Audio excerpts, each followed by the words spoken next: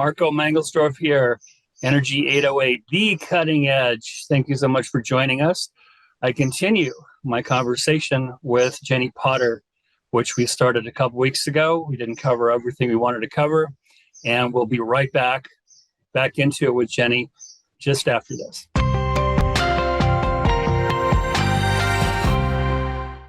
All right, here we are again, you and I, Energy 808, the cutting edge. Jennie Potter, thank you so much for joining me again this morning.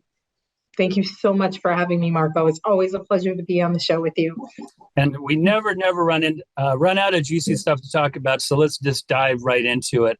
I thought we would start today's show looking at some of the people in energy, because ultimately people have a lot to do with energy. What's decided about it, routes to take, legislation, regulatory matters, and so forth. So I thought I would just start about talking about several people recently in kind of the energy news.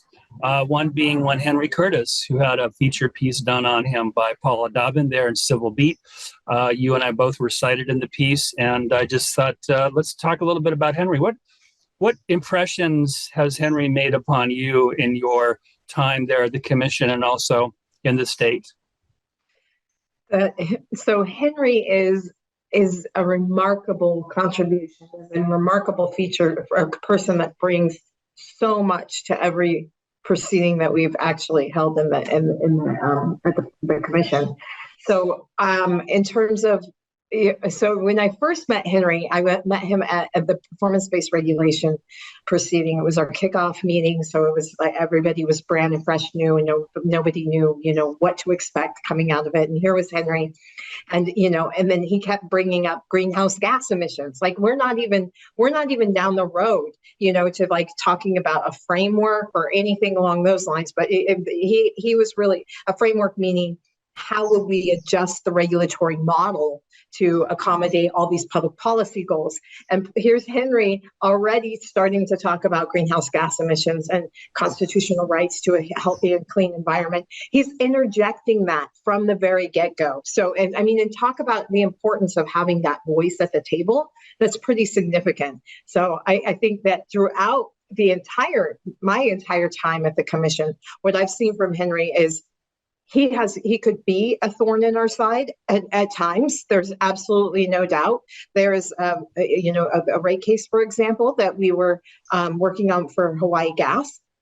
And all of a sudden, we get appealed and interjected in there as a right to clean and healthful environment and due process and all of, and the commission's just on their toes. It's absolutely, so it's really, Henry has kept the commission on their toes in terms of where we're going to get appeals. It's completely, for my example that I just gave, for a rate case, you would never see a greenhouse gas analysis in that. That's nothing we've ever done before. There's no precedent for it at all. There's not, like looking around the country, there's nothing like that. And so here we go. We are in front of the Supreme Court, battling whether a greenhouse gas analysis is imperative for a rate case.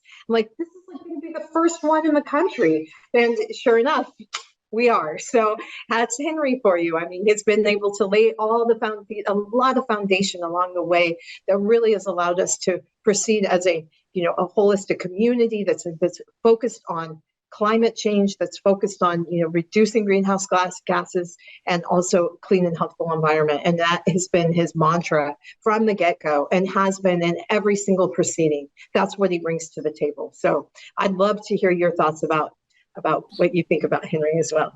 I couldn't help but thinking a little bit when you say from the get-go, I thought gecko.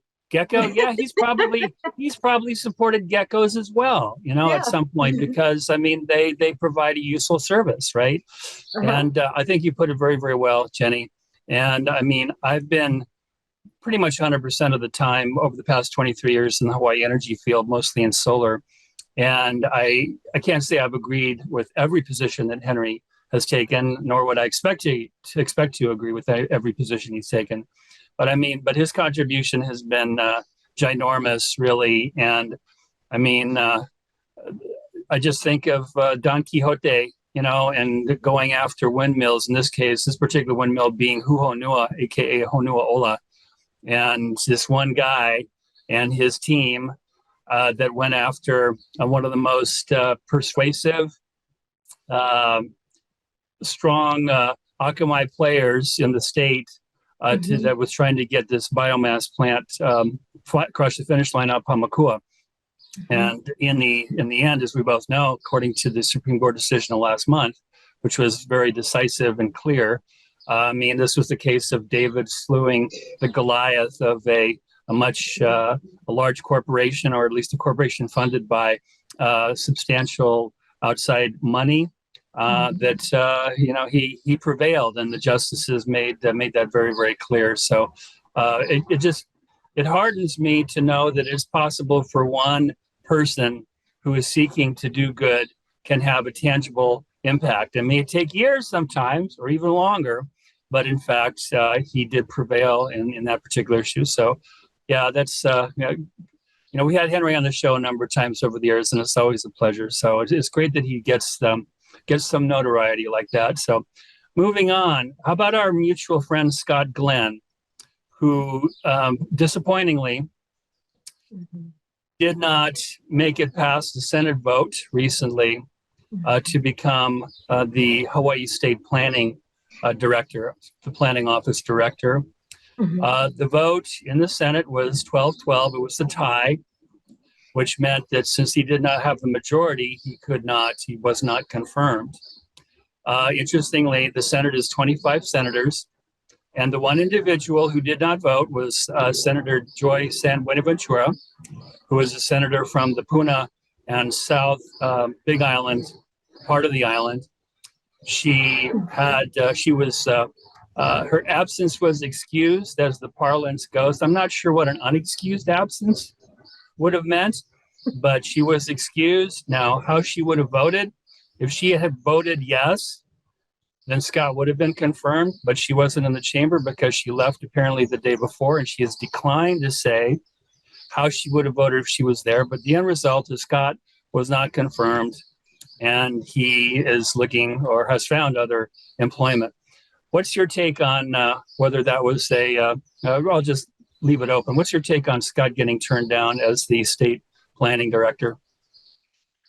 So I hold Scott in the highest regard. He is just analytically minded. He's logical. He's also got the emotional side component to him. So he's always seems to be operating from that wise mind, and that's all evidence that I've seen is that he is just really clearly, consistently looking out for the people, then balancing the emotional needs that we have in the state, and along with what are the tangible and actual physical, quantitative, logical aspects, and making that work. That was Scott Glenn, and he did that well over the energy office. And he was appointed to that energy office because he was a person that came with great experience and had a tremendous amount of confidence by the previous governor, Governor Ige. And I'm sure that that Governor Green had the same amount of confidence in him because he'd proven himself. So one thing that really is challenging to me is when you hear things or accusations around Scott Glenn not doing enough after the AES plant was closed, and that's why we're seeing bills go up, which is not really consistent with reality, because you have gas prices that also are increasing, and that's driving the cost of crude oil, and also you have resources that you're having to dispatch that are old, and they're combustion turbines, and because we don't have the renewables on, so you're burning more fuel in order to accommodate that. This is not a Scott Glenn or an energy office planning problem. This was absolutely about the utility not taking it in their hands from the get-go and saying, look, we're going to master this. We're going to know what we're going to do after AES is retired. Even in light of the legislation that was passed by many of those senators, the same senators that just refused to confirm Scott Glenn, that they were voting for the closure of the AES plant in 2022. And the irony of that is there's several senators that are coming out and they're saying that Scott Glenn did not do enough after the closure of AES in order to avoid hot price rate increases. That's absolutely crazy, because he was leading the task force on powering past coal task force. I mean, this was a man that took it upon himself to truly try and find solutions to some of these issues. And this blew me away, that there was actually that many senators that believed that he had not done his job well, and that he wasn't able to do his job and serve as cabinet to Governor Green. It's appalling to me, because that you mix all of this up and you're like, this is a political ploy. This has nothing to do with actually the name of the game and whether Scott is adequate enough as an individual, as a professional, to bring to the table that all of the experience and all of the knowledge that is necessary to do right by this state, which is what he's trying to do. I mean, this is completely political.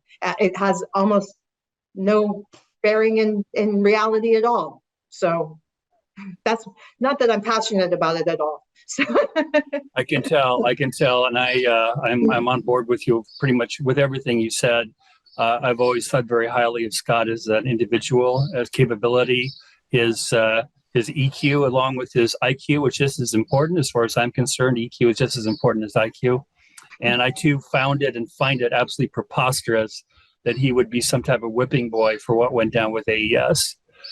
Because of the reasons you stated. And yeah, I mean, just, as a little sidebar note, another of Governor Green's nominees, Chris Sadayasu, to DBED, he went down the same day in an even larger vote.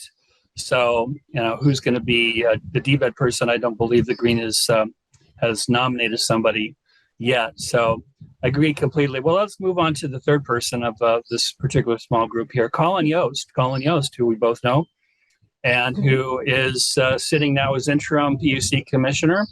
As of Friday, his hearing was scheduled before the Consumer Protection Committee in the Senate. It will take place Friday of next week, Friday the 14th at 9:30. It'll be live streamed. It's General Measure 593, GM 593. So anybody who's inclined to submit testimony on Scott's behalf is fairly easy to do. I just did it earlier today. So what's your take on Scott? Colin? Colin, they're nominated now formally by Green to fulfill the remainder of what was your term, which goes to the end of June of 2024. Mm-hmm. Thank you. Yeah. So Colin, to me, when the governor announced that was his nominee, I was ecstatic, because we needed a champion for solar in there, and that is going to be a critical role for a commissioner to play. Right now, the commission, the way that it's stacked, doesn't have an energy expert in it other than Colin. So that being said, we have a planning professional, and we have a lawyer that's done environmental work like around energy, but we don't have anyone that's really well focused on what it takes to interconnect, what are the challenges that you run up against, what's it like dealing with the utility, what are the ins and outs of like how you can make solar energy proliferate across the state, and then also do it in a way that's going to be responsible, I guess is the word that I'm looking for. So thinking about Colin and imagining, one, he's focused on distributed resources for many, many years under his previous roles. So utility scale might be a little bit like of a jump, but it's not too far of a jump. But I trust Colin to really take the helm, in particular in things like the DER docket, the distributed energy resource docket, where it is about distributed resources, where we're actually looking at utilizing those rooftops across Oahu and across all of our islands, right? In order to accomplish and meet our renewable goals, because we don't have the land mass, we do not have the land capacity to support utility scale solar. So it's up to a champion like Colin to really be in that commission and be advocating for those types of resources on the demand side, on the distributed side, that really can make a difference in how we achieve our goals in the long run. And in addition to that is, it takes there's a solar plant that's up over by Lahaina Luna here in Lahaina. And I asked the developer, I said, how long did it take for you, start to finish, for you to develop this utility scale solar project? And he said, 10 years. 10 years. We don't have 10 years. We don't, so to me, you need a champion in there that's going to say, we have a short-term goal, we have a midterm goal, and we have a long-term goal. And unfortunately, a lot of those solar projects the utility scale solar projects are going to be in the long term, because they just can't, they haven't been able to meet their guaranteed commercial operations date to date. We haven't seen that happen for the majority of the projects. They've been missing that. And so I think that's going to be a continuous, trend that we see along the line. So how do we divert our attention? We have someone like Colenios in the commission that's advocating for renewable energy, for photovoltaics, for distributed energy, and that we have to have that to be successful as a commission. So, agreed. I'm gonna ask a little bit of a provocative question with this intro. I've been, of course, continuing voraciously to read whatever kind of comes down the pike here as far as energy reporting in Hawaii, both on my island and across the state. And I'm also always very interested in what legislators have to say regarding energy. And not all of them are all that up on it. Some of them are. Some of them think they are more so than they actually are, in my opinion. Mm-hmm. And there are a number of individuals in the Senate whose comments over the years have led me to pick up what I perceive to be something, I want to be careful here, something of an anti-solar bias. Not that they're anti-solar per se, but that they believe that too many nene eggs have been put in the same basket, and that somehow that's to our detriment. And I'm wondering what your take is on that, Jennie. Do you understand, first of all, what I'm saying, and second, do you have any comment on that? I do, absolutely. The first thing that came to mind was the KES battery. So that was the 180 megawatt battery. That was the holy grail of the solutions for the utility on Oahu. So it was, we either have to do this or there's no other option. And so this is like all your eggs in one single basket. You're not looking at any other alternatives, because you literally tighten the timeline so tight that you no longer can take any other action than the most expensive one that's in front of you. And that's exactly where we're heading if we don't, to think about, how to actually structure some of our RFPs, some of the requests for proposals, I guess, those to come in and be competition. I mean, the whole point of being this has been my mantra since day one. So as a commissioner, my job was to work myself out of a job. If I did that, then I was successful. That was the meaning of success. That means that competition was brought to the monopoly status of the utilities, and therefore they no longer could operate in a silo where they have a guaranteed return on revenue.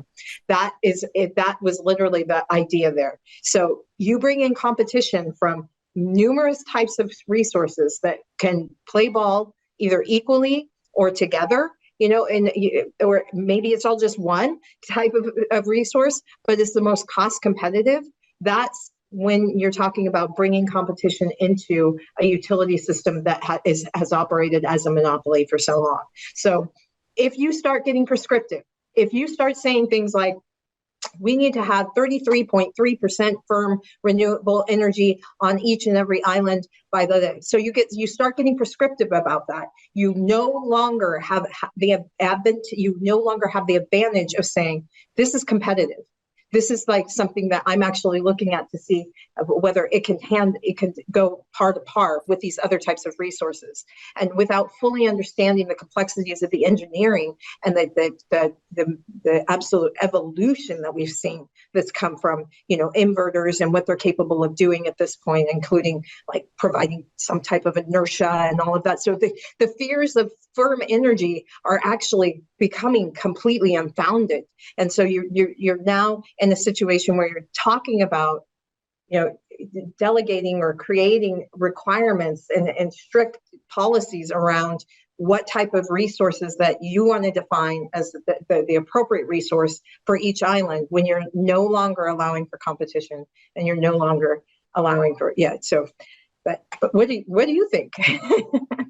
Well, I think we were talking about that 33%. There was a bill that was passed and sent to Governor Ige's desk last year that was proscriptive in that manner. And lo and behold, as I hoped that he would do, David Ige vetoed it. There wasn't anything close enough for an override, so that was shot down. I think this is a good segue to move into again, thank you, Henry, for bringing this to our attention.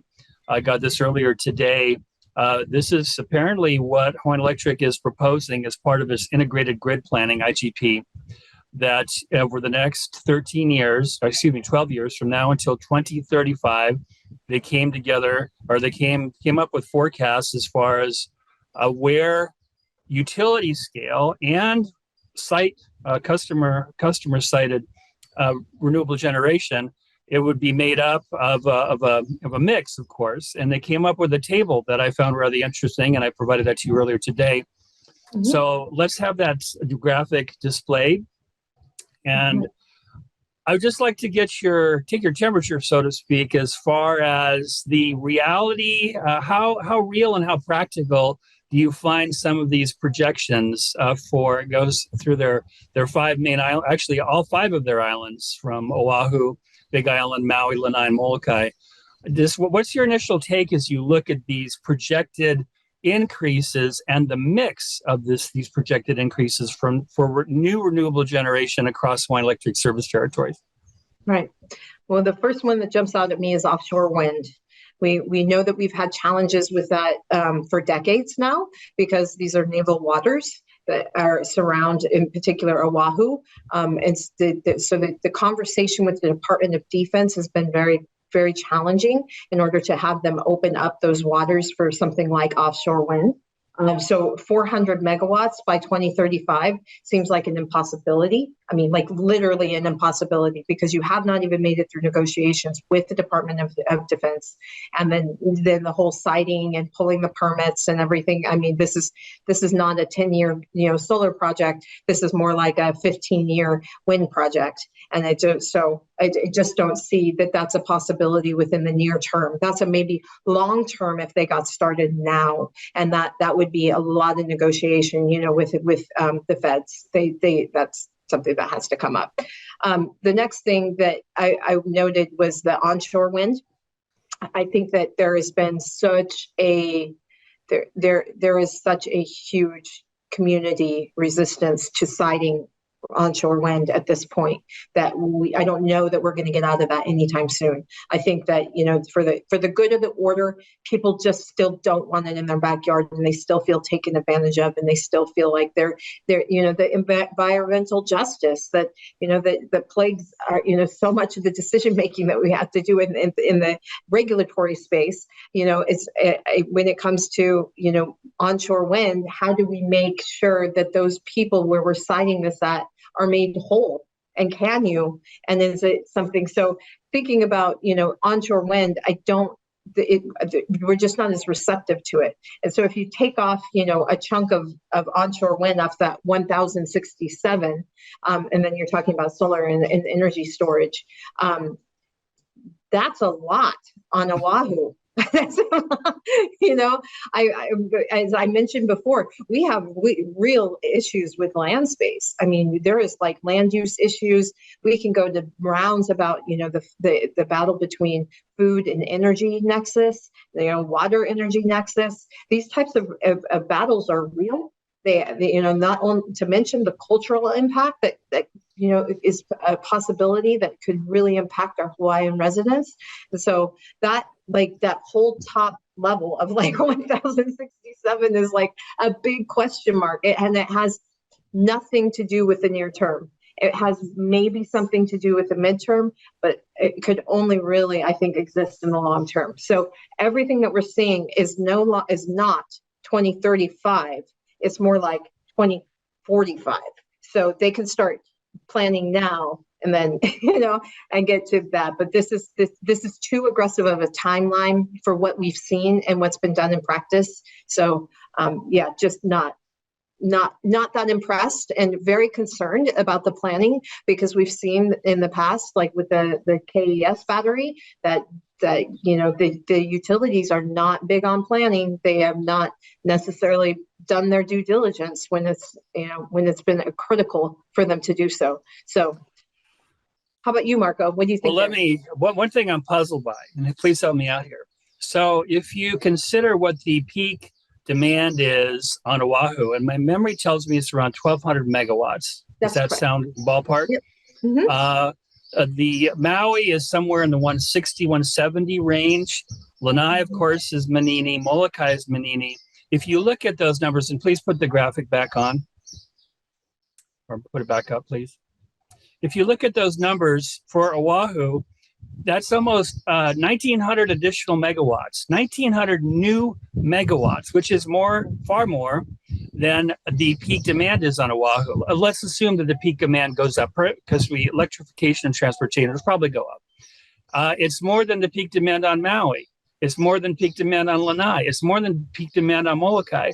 I mean, as I've spoken to my students over the years, the grid is finite. You cannot not have an infinite amount of power feeding into a finite grid. That does not work. So how is it that we can keep on adding megawatt after megawatt, hundreds of megawatts, more and more and more, feeding into a finite grid? Doesn't that necessarily mean that there's going to be curtailment? And if these are under power purchase agreements, then curtailment, as far as I understand it, means you don't get paid for what you don't, or it was not purchased by the utility company. So I'm kind of confused here, Jenny, as far as how can there be the projection of so many more megawatts on these islands, even far beyond what the peak demand is on these islands. What am I missing here? Really good point you pointed out. So no, you're right. The 1,800 for the utilities, given their fleet that they're already anticipating, is going to be much larger. It's going to be at least twice the size of their actual capacity needs. So that's an interesting point. Now, I know that they're going to say, well, we have to shuffle things around, and there's energy storage, and the sun's not always shining, and things are intermittent, and all of that stuff. But and all of that stuff is true. You need to have firm energy when you need it. You need to have batteries to back up the solar, and we've seen this done well with our friends on Kauai. But this is like, I think they're just shooting for the moon to see how much they can get. And it's not necessarily an issue of it being like, this is a realistic goal that we're setting for ourselves to get this much capacity bid into our competitive process. Instead, it's more of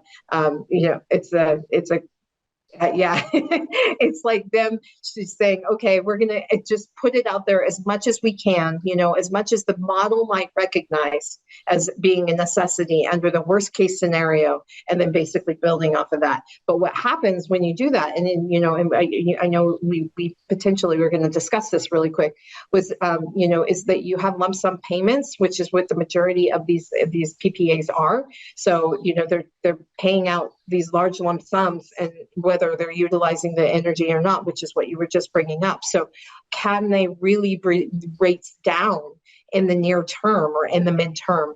And I think that, you can put all of this out there that you want, and it's still not going to do it in the short term or the midterm. We're just not going to see any relief from those rates.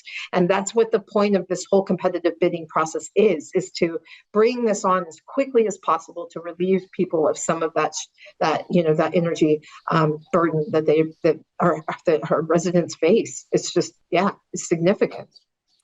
One of the things I noted as well being on the Big Island, is that there was no projection of additional geothermal capacity coming on board, which, if I was a Hawaiian Electric energy planner, I'd probably assume the same thing. But what's kind of interesting contrast is that there's no shortage of bright, dedicated people here on this island and in the state who believe that dramatically increasing the tapping into Meta and Pele, maybe not necessarily in Lower Puna, where PGV, Puna Geothermal Venture, has been since 1993, but other resource-rich spots on this island that have not too far from the surface geothermal capability or potential, that, there are quite a few people who think that we could power not only the entire island or most of the island with additional geothermal, but also through the wonder and expense of underwater cables,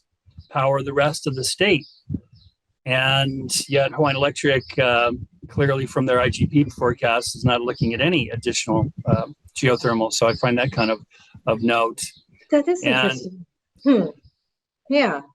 It's just, I've been privy to Hawaiian Electric's planning now for, like I said, over 20 years, and they've gone through various acronym gobbledygook, from IRP to IGP to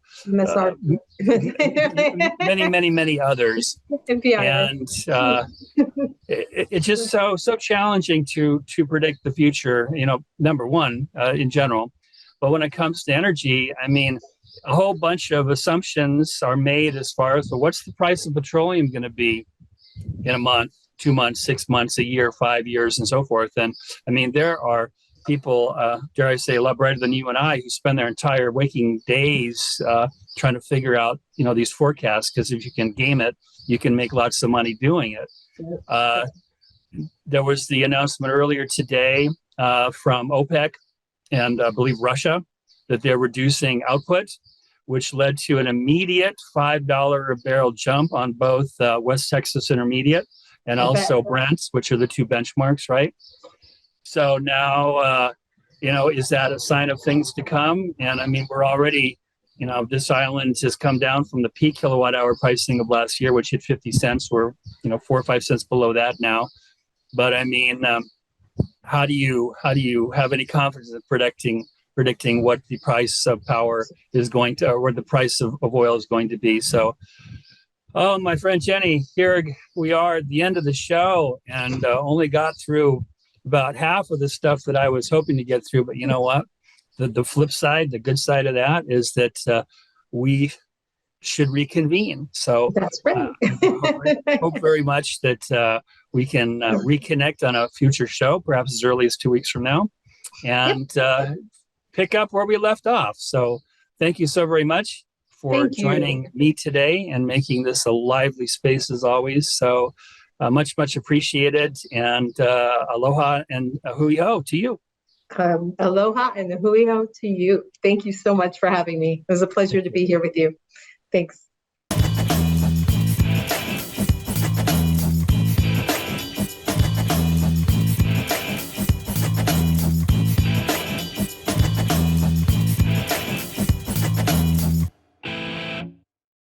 Thank you so much for watching ThinkTech Hawaii. If you like what we do, please like us and click the subscribe button on YouTube and the follow button on Vimeo. You can also follow us on Facebook, Instagram, and LinkedIn, and donate to us at thinktechhawaii.com. Mahalo.